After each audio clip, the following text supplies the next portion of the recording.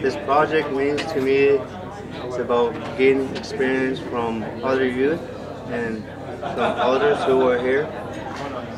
And I've learned that from an elder who was here that our elders are scientists, even though that they don't need to go to the land and check the ice.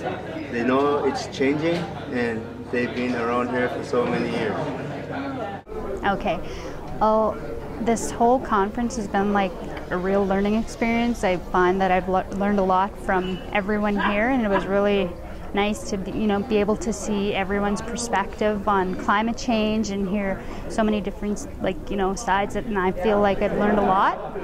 And part of my job, I do a lot of conservation education, and so from this conference I hope that I can incorporate what I've learned from this conference and incorporate it into the programs that I have been involved in our community in Tuktoyaktuk.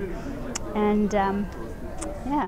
I think the most inspiring thing about this conference to me was seeing that it's a global issue. Climate change isn't just influencing certain people from certain places, but the idea that we can all work collectively together and build upon each other's ideas, and that youth are coming together to create movements. And it's okay to adapt to climate change. It's okay to change, and it doesn't have to be a negative thing, but it can be a positive energy that we're going to put out into the world and show people to pay attention, and that it matters what you're doing, but also that it matters to work together and hear the voices and support others from other territories, other places, other cultures. So I was really inspired by youth, especially here, and I'm going to take this back into my life and my influence towards youth, or if I'm teaching, and I hope to send out the same positive message that we can make a change, and your voices matter and your opinions matter, and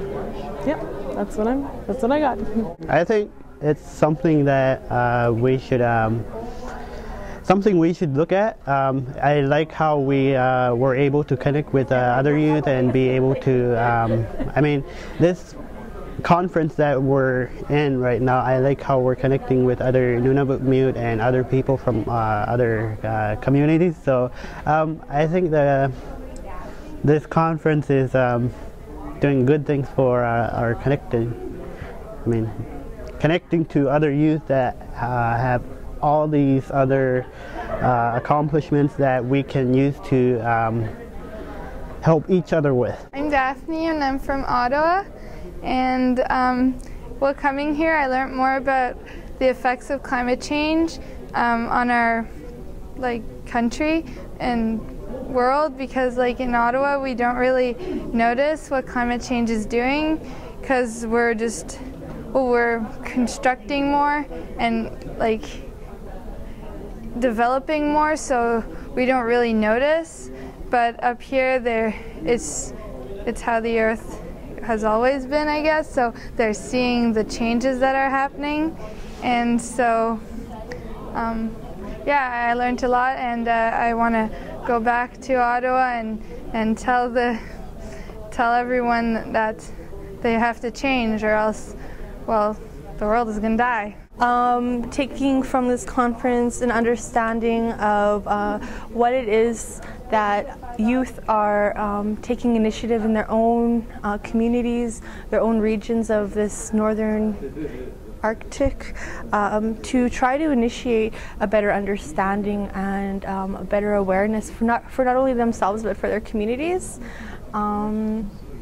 Wow, we've been really fortunate to have so many people come in and share their wealth of knowledge and expertise with us. There's a lot definitely that I'll be taking from this, but I'm really looking forward to, I guess at the most, taking away the friendships and the connections that we were able to create while we were here, because we are that next generation. That time is here and that time is now, and it begins with you and it begins with me, and it continues on with all of us, taking all of this back to our communities and remembering that no matter how difficult we may feel, or how lost or how frustrated, we know that we're not alone.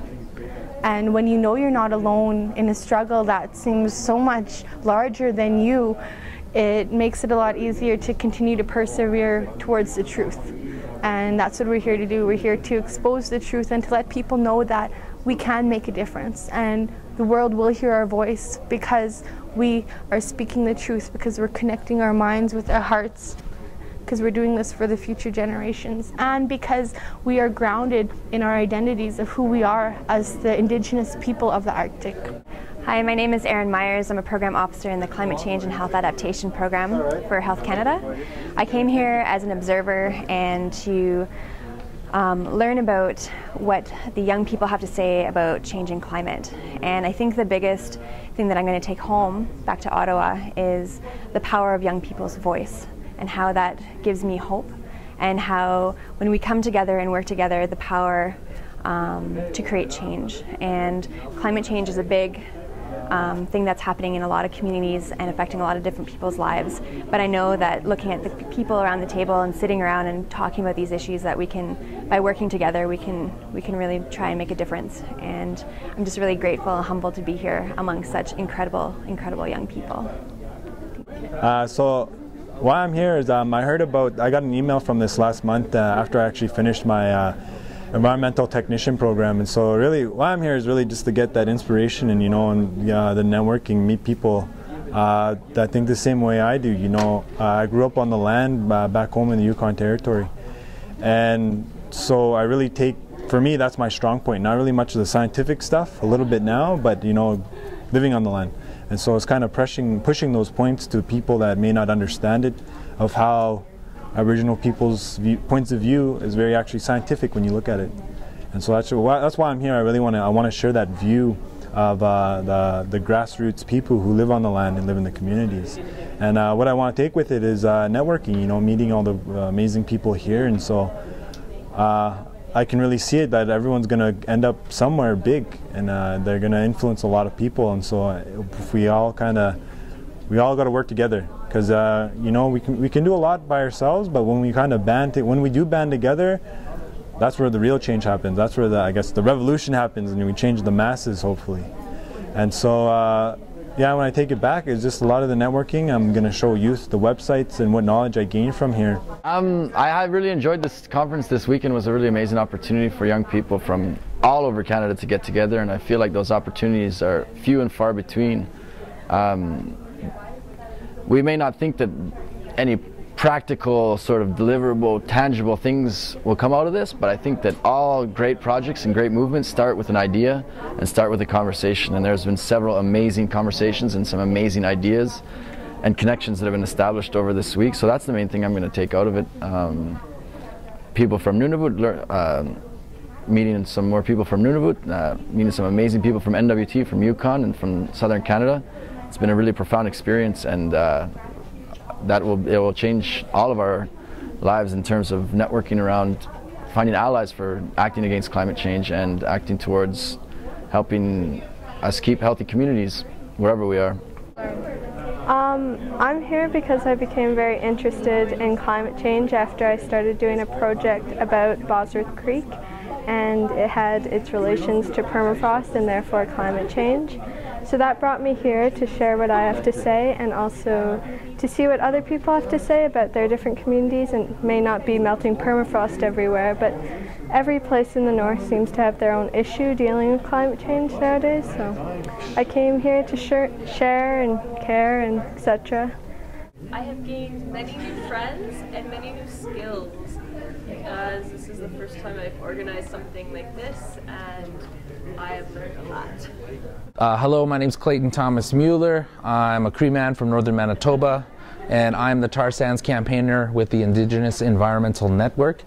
And being a part of this gathering has been extremely inspiring. To see all of these incredible leaders from Arctic communities come together and learn about strategies, campaign tactics, ways people have been trying to address the global climate crisis has been really amazing. I think, given the incredible pressures that Arctic people are facing at the hands of corporate lobbyists, at the hands of, land use plans being pushed by the government of Canada and by the territorial government to accept a model of development that is so very Western, I think it's a very big obstacle to overcome, especially for the indigenous youth who have to walk with one foot in the traditional world and one foot in this Western world. It's a big challenge.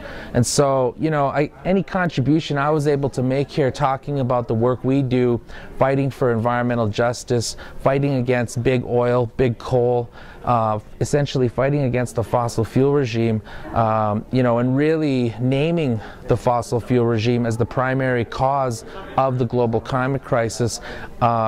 Hopefully that contributed to a lot of these young people you know, taking action and very direct action against the primary driver of this global crisis that we're all facing.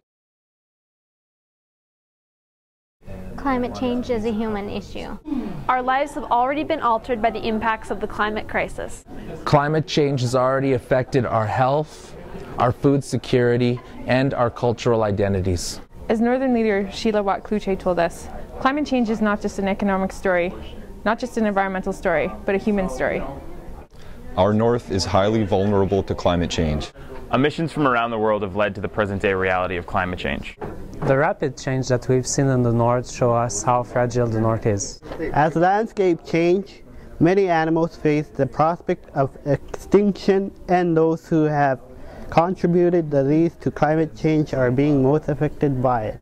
Our North is warming, our ice is melting, climate change affects us. The immediacy of this crisis was illustrated in Nunavut in the spring of 2008. Erosion and flooding washed out an essential bridge, and the community experienced a loss of all water and sanitation services. These families face the dangers of climate change firsthand. We must act now. It is not too late to prevent further devastation. Canada must now be a leader in reducing emissions and motivating the world to act. We as people have the responsibility to help vulnerable communities adapt. Leaders at all levels must develop and implement policies that will address the climate change crisis. We can change the way the world does business. This is our opportunity. The time for a strong, concerted response is now. Thank you, Small Change Fund. Thank you for supporting the Young Leaders Summit on Northern Climate Change. Your funding also supported our participation at the International Polar Year Conference in Montreal.